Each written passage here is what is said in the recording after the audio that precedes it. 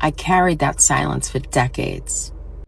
I was sexually molested from the age of 8 to 11 years old. This week has been extremely hard for me. As some of you know, my dad had passed away, and I was sort of estranged from my dad. We were starting to speak. I knew he was sick, and I love my dad still. It's very complex, but I want to talk about it. I want to talk about it because for a long time, I barely spoke about it. And it's not because it didn't affect me, but because I felt like I still had to protect the person who did it, protect the family name, protect everyone else's comfort, right? I carried that silence for decades.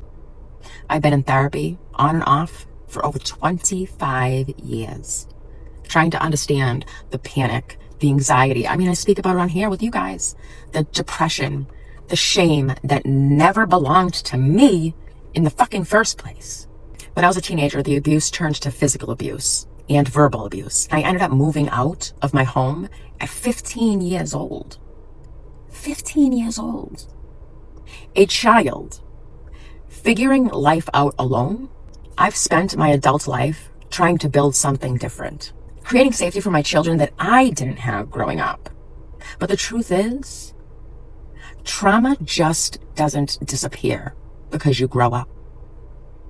I've learned it shows up in panic attacks, in feeling like you're never enough, in trying to control things, like in my case, your weight, your body, right? Your life, just to feel safe in your own skin. As a lot of you know, recently my dad passed away. And standing in that funeral home, I had to face the person who caused so much of my childhood pain. I had to stand in front of a couple of other younger adults that created pain in other family members' lives of mine. Like always, I was the outcast. Watching them be welcomed while I felt like I was crawling out of my own fucking skin. It brought up something I've heard my whole life. It's not about you. But here's the truth. When a child is abused, it actually is about them.